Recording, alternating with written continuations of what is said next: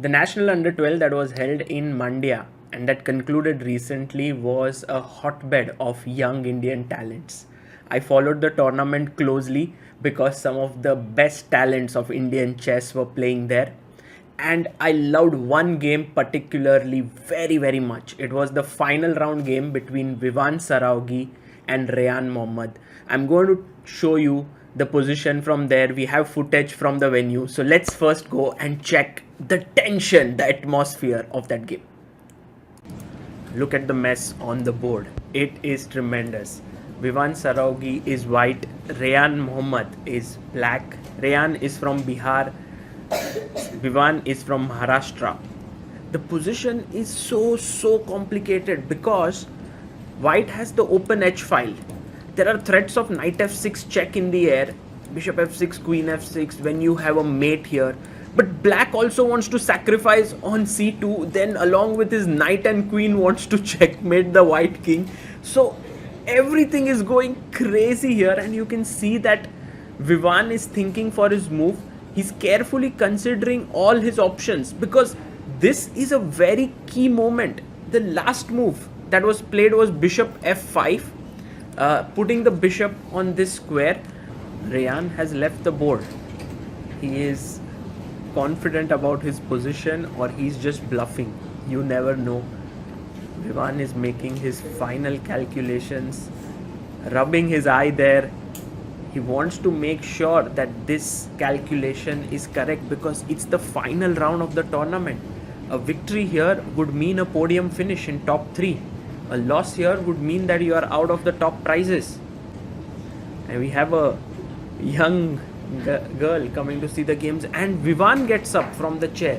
He gets a bit nervous. This is what happens in age group events. The players after some point start to show slight impatience. After all, they are just 12-year-old kids and Vivaan is just 11. White doesn't do something now, he is in trouble. And Vivaan goes for knight to f6 check. Reyan is back, and let's have a look at the game, a few of the critical moments before we reach this position and see the finale. Vivaan, playing with the white pieces, opens the game with 1 d4. Reyan goes knight f6. We have the London system, g6 and knight to c3. d5 was played, stopping e4, e3, bishop g7, and now white goes all out with h4. A very common idea, but a very interesting line. Castles, h5. White wants to checkmate the black king, but black is like, look, I have done nothing wrong in the opening, so let me strike in the center as well. Good move by Reyan. Takes, queen d2. Somewhere, if you take on d4, ed4, then my bishop can go to h6 along with the support from the queen. Knight to c6, long castle for white. Queen a5. So Reyan is like, okay, look, if you are going to come at my king, you have the open h file here. I'm not going to just sit and do nothing. I also will bring my queen close to your king. f3, knight to h5, attacking the bishop. Knight g e2. He took the bishop. Knight takes. And now pawn takes, pawn takes. And here, maybe the best move was rook d8. But Reyan wanted to open up the position with e5. Things get very nasty here because now knight takes d5 after 31 minutes of thought. Why is this move amazing? I'll show you why. Because after ed4, now if you were to move this knight on c3, you will lose the knight on d5. But Vivaan plays such an imaginative move here. White to play, what did Vivaan do? Bishop c4. What a nice move. With this, he is angling at the black king and he wants to use his knight, rook and the queen to launch a mating attack. Reyan said, well, if I have said A, I must say B, and he takes the knight. And now look at this next move. Queen jumps into g5. So threats are knight f6 check, bishop f6, queen f6 with a forced mate in the position. Also, remember there are some brilliant ideas like queen takes g6 in the air. Now he took c takes b2, king b1. I was looking at the game live at this point and I was like, what will black do? Will black play rook e8 so as to just make some space, like knight f6, king here, knight h7 check and so on? Would he do that? Oh, but if he goes rook e8, can white play queen takes g6? And then all of a sudden, if you take the queen, then knight e7 check, and what a checkmate here with the bishop and knight. But after queen g6, you have this unbelievable defensive move for black, which is rook e6. And somehow black is holding on. You know, the game is super complicated after queen g5, king f8, but it's still going on. And I thought rook e8 was a natural defensive idea, but Reyan did even better. He played the move bishop to f5. And he is saying to Vivaan that, look, if you were to play knight f6 check, I take, queen takes, then I will take on c2, because if I don't do anything, there is a forced mate on h8. So here we reach this position with knight f6 check, and let's go back to Mandya inside the playing hall to see this two young talents battling it out. So the knight has come to f6 with a check, and Reyan picks it up. Bishop takes f6, and now everyone expects here Vivaan to recapture on f6 with the queen. What else, right? But Vivaan doesn't look like he's capturing. This pose that he has over the white queen is one of moving. Oh, he goes queen to h6. Well, he's threatening mate in 1. Wow. And what about the fact that, oh, if I move the rook, then queen h7 check, king f8, and queen f7 is a mate. So you can't do that. Wow. So how do you stop a mate here? You can see Vivaan thinks that he's got Reyan here. He's very confident. He's not even sitting down. Meanwhile, Reyan is very calm. It's a nice thing about this boy. He is almost going to get checkmated there, but he's calmly calculating his options. That's how he must think, because if he is not calculating, he will not be able to find the defense. Now, naturally, all the defenses have to begin with a forcing move, because white has a deadly threat. And that move is to take on c2. Bishop takes c2. And so that's what Reyan is calculating. Meanwhile, Vivaan leaves the chessboard. Black had no real option in this position, and he took the pawn on c2. But that's a great move. So now, after king takes c2, the next move also is kind of forced. If you were to give queen c3 check, then after king b1, black is able to at least be in the game with bishop h4, but this position is not pretty. It's almost check, queen here, and somehow it ends up in equality. But Reyan finds a better move. He gives a check, queen to f5 check. Now notice, if you were to go king b3, then I can play b1 queen. Very cool move. Rook takes b1, knight to d4 check, king a3, queen a5 check, king b2, knight f5 discovered check, and I win your queen. So that's the reason why king b3 is not possible. And so Vivaan played rook to d3, and we are back in the playing hall. Knight to b4 check had been played, and after king b1, Reyan now sacrifices his queen.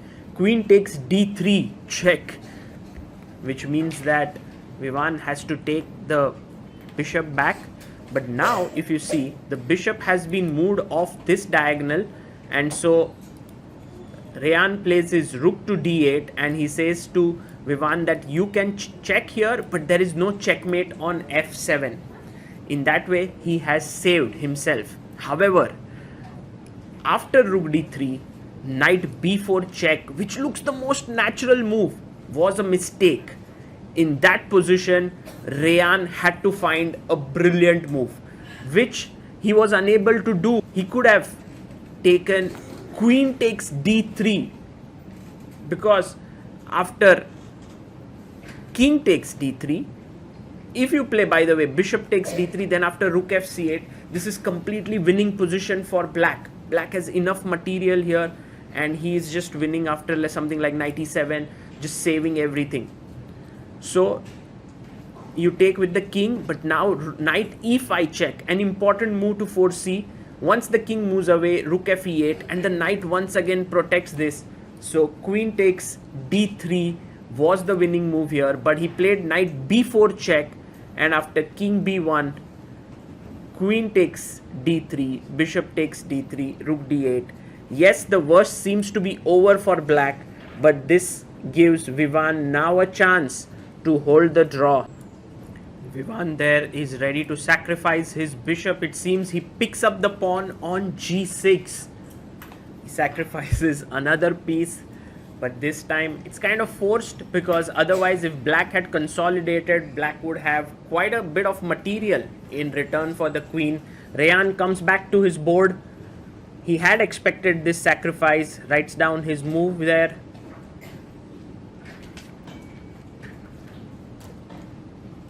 Just calmly considering if there's any other option apart from taking the bishop. Maybe bishop g7, but yeah, queen h7 is there, and so he takes the bishop.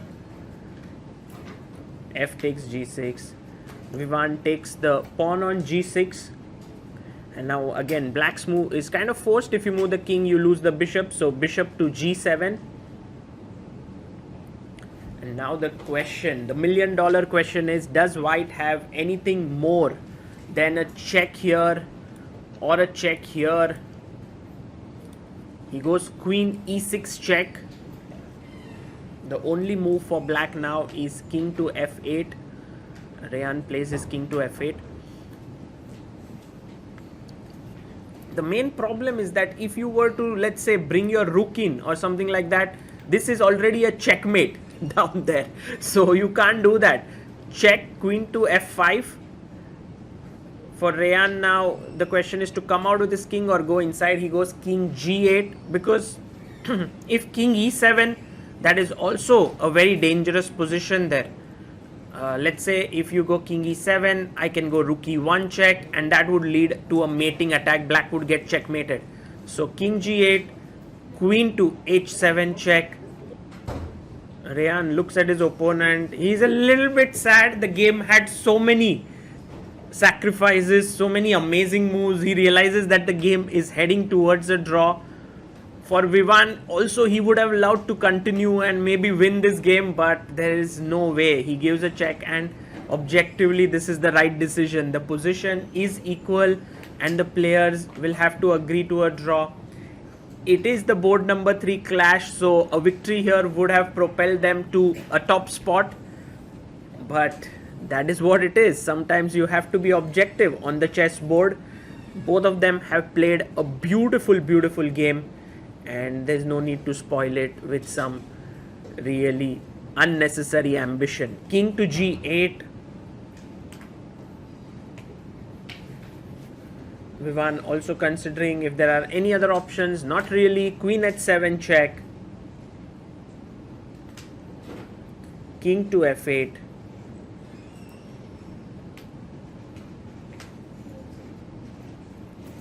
And I think they have agreed to a draw there. The game ends in a draw. What a fight by these two youngsters. Absolutely amazing chess by Vivaan Saraogi with the white pieces and Reyan Md. There were so many beautiful variations in the game, and it shows how creative these two youngsters are.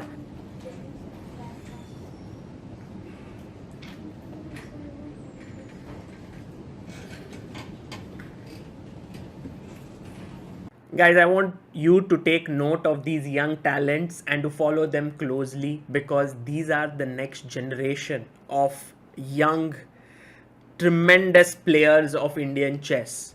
Vivaan, Reyan, there was Ethan Vaz, there was Arjun Eddy Reddy, there was Gautam Krishna. All of these players are going to be the next Nihal Sareen, Pragnananda, Arjun Erigesi, Raunak Sadhwani, Gukesh of Indian chess. So let's follow them, let's support them, and I hope you enjoyed this game. This is Sagar Shah signing off. Bye bye.